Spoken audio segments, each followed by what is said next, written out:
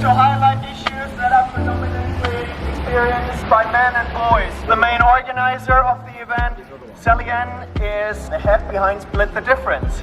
Hi there, I just want to thank everybody for coming. We've got a huge amount of issues around male and female communication within our government, and we need to understand that men's needs more. There is a massive amount of statistics and evidence throughout the whole world, not just the UK, that lets us know that it's actually men and boys who don't have equality in terms of services, in terms of how society accepts their needs and works with their needs. We need to make a noise, we need to stand up and say, listen local authorities, listen policy makers, you need to make changes so that men and boys have the same choices, the same allowances within mental health. We know, for example, the highest rate of suicide in the UK are men and boys. Some boys younger than 10 years old. Out of this is 2 out of 3. In some countries internationally it's 5 out of 6. That's a red flag. In every country across the world, without exception, the highest rate of suicide is men and boys. In terms of... shout louder. Really close. So in terms of things like education, we know men and boys are failing in education. Higher education where there's university placements, we know that there's 20% more likely for men to drop out of that, and yet the only services available for additional support in the university is for women and girls, or young women. We know that things like mental health, they say to me, Sally, we know men need help, but they don't tell us. I say you're not asking the same way. You're not asking them in the way that they need to have that conversation with you. We know homelessness. We know 90% of our communities are kept going by men and boys.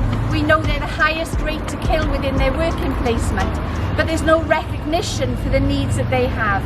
It is time that society actually accepts the reality is, unfortunately, within legislation, guidance, policy, within local authorities, within the NHS, within housing, the evidence and the money that they pay within that is all geared to assist women and girls, which is amazing, absolutely amazing, but what we need is parity. We need the same choices for men and boys, and that just simply isn't there. And I dare everybody, don't listen to me, don't listen to anything that I say, look for yourself. The evidence will scream at you, the statistics will scream at you. Unfortunately, we have a hierarchical government that deals with whoever shouts loudest, and some of our ladies shout very loud. So the reason I started this is because I can shout as loud as well. And when you're working from truth and evidence, there's nothing else you can say but actually move forward. Thank you ever so much. I'm gonna go second. My name is Philip. I'm the co-organizer of the event. I came 5 hours down from Durness. Sally came all the way from Wales. So we're putting a lot of effort into this. How did I get invested in the issues that men and boys face? I was in the military for 3 years, and in 3 years I saw that almost all of my comrades lost their children in custody battles. And back then I didn't know if I could have a family. But already back then I had the fear that one day maybe I would lose my children, and that sounded like the most horrific thing to happen to me. And I know that women and girls face really, really big struggles in our society and are affected by certain issues, but so are men and boys, and we can't look away. I lost friends to suicide, I lost acquaintances to drug addiction. I work with a lot of men and boys, and they tell me, like the boys are telling me, that in school they don't get the same support. And I used to work as a youth worker. I went to the school, and what I noticed was that there were a lot of books for girls that encouraged them to get into politics, to have a career in academics, to go into STEM fields. There were approximately 20 books for women and girls, well, for girls in that case. There was one book for boys. It was okay. It was an adventure book, but that struck me as very odd. And where I live in Durness, most of the boys leave the school at 16. As soon as they can, they go out of school. And to be honest, I think that's okay. If they know what they want to do, a lot of them go into fishing industries, that's okay. But they should have the choice. And if they feel like school isn't for them, well, maybe we have to make school for them again. And that's just the beginning of life. And if we go even further back in time, it's absolutely wonderful that female genital mutilation, for example, is banned. It's banned in all Western countries, and so it should be. But circumcision is still legal, and in some communities still supported.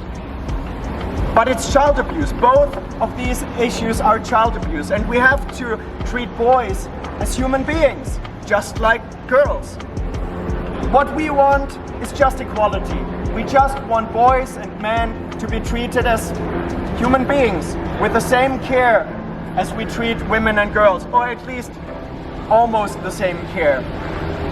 And I'm not negating issues that women and girls experience at all. I really don't, but we have issues too. Since I moved to Scotland, which was 9 years ago, I have been sexually harassed by women 9 times.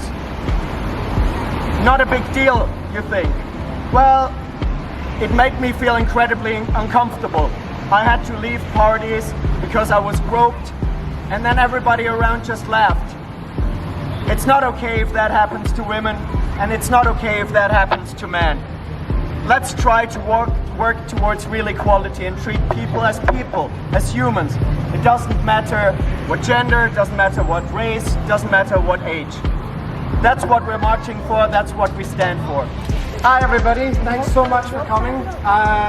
Many of you might have met me in London. My name is Corin. I wanted to speak because as much as the other speakers have covered so much of this, I grew up in this kind of society. You know, I'm still in my 20s, so I experienced an awful lot of what they are talking about. For example, when I was very young, we used to spend a huge amount of time at my cousin's. My 3 sisters would go there, and there was 4 girls there, so that's 7 girls and 1 me. And I grew up in the era of the Spice Girls, so as you can imagine, there was a huge amount of girl power, and no bands singing about boy power. You know, and it's great that the girls had something to inspire them. My sisters have gone on to become wonderful people, and I do think it's because this society fostered that. But I also feel as if so many potentials are being squandered, and this society can't afford to squander potential. You know, nowadays the vast majority of 20-year-old men are living with their parents or living with other men. You know, they're not going out, they're not meeting women, they're not setting up families. We can't afford that. We've had a huge amount of people saying, you know, the future is female and stuff like that. But then they seem surprised when you end up with what are called man babies. You know, men who don't try, men who get enough money in their part-time job to stay at home on the internet and don't do anything with their lives. And society says, why are they being so wasteful? What useless men? Well, that's the men you asked for. You told them you didn't want them in charge. You told them you didn't want them to seek power. Now they're not doing it, and the society is crumbling because of it. So I'm here to say that it is absolutely incredible how much this society engenders power for women. That's what we need. We need them to go out there and to seek to make the world a better place. But men are being told to squander their potential, and it's damaging all of us. And I do believe that it's only a fringe minority of society that do this, a very vocal but very small fringe.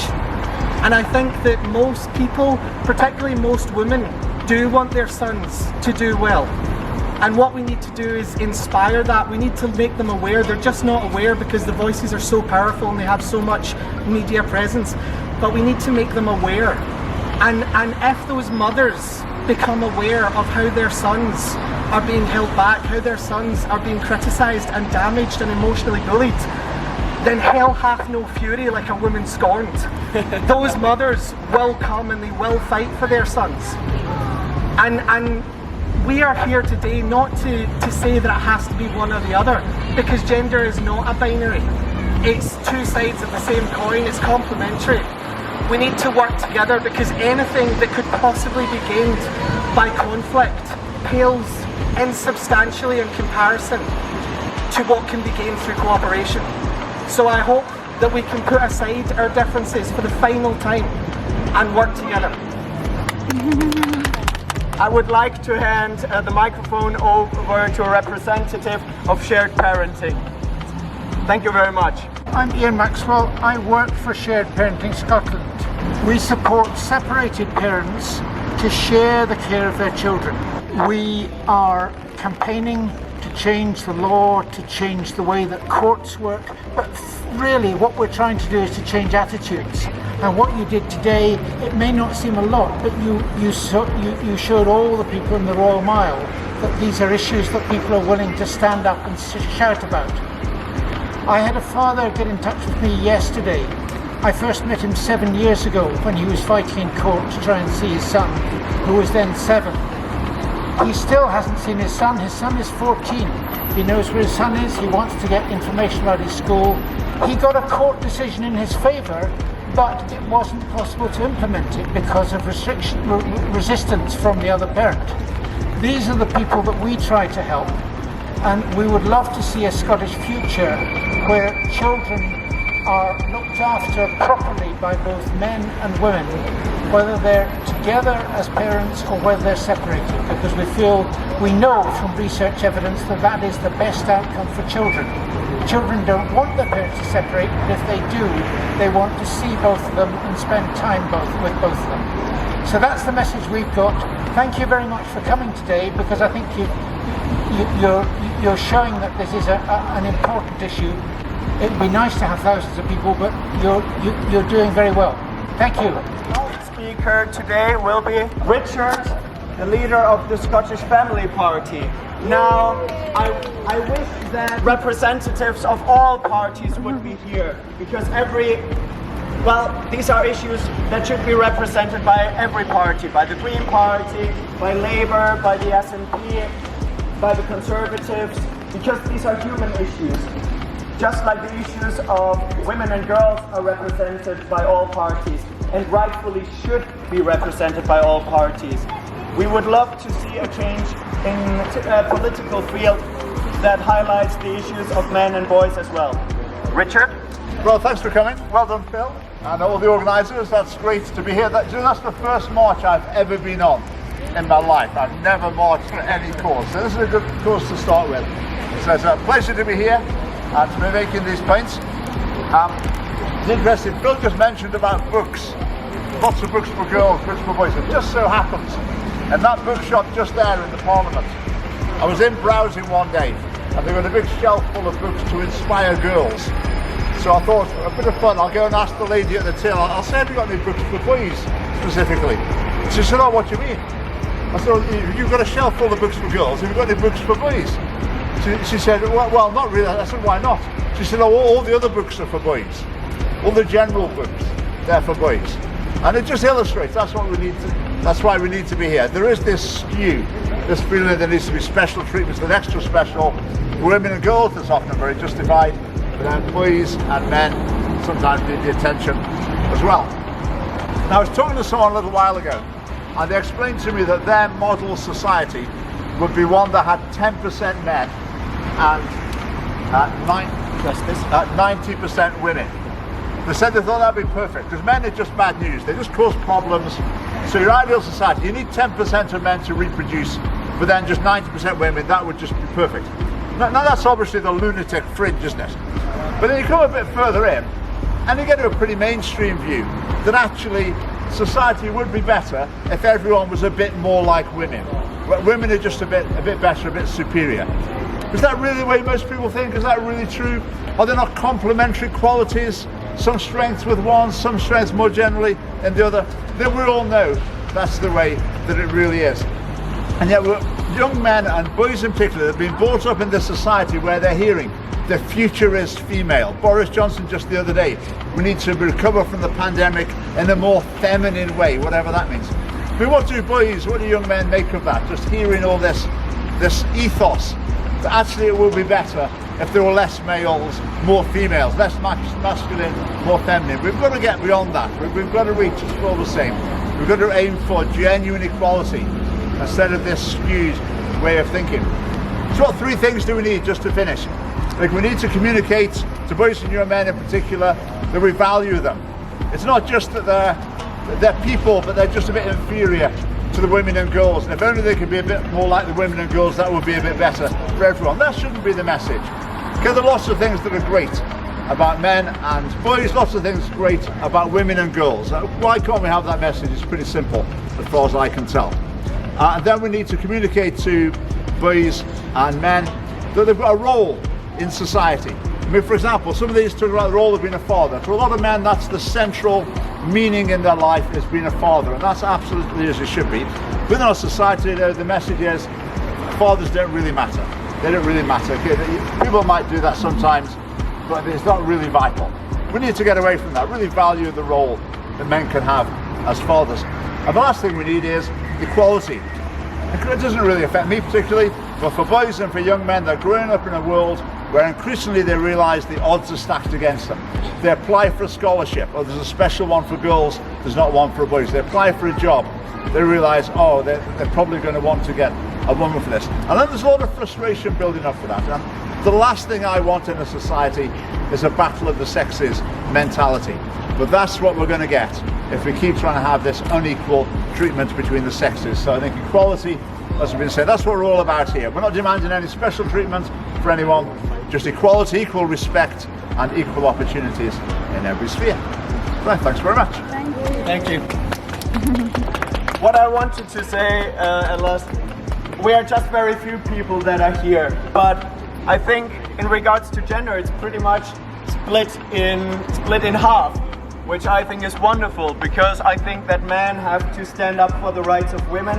And I think split the difference, Philip. Split the difference, exactly. And I think women have to stand up for the rights of boys and men. And I feel, but maybe that's just my personal view, that in today's climate, it is safer and often better for women to actually speak up and say, please, don't forget about our boys, don't forget about our fathers, our brothers, because you don't want to end up with losing somebody in your family. And in that regard, it doesn't matter if it's a female relative or a male relative. So look out for each other.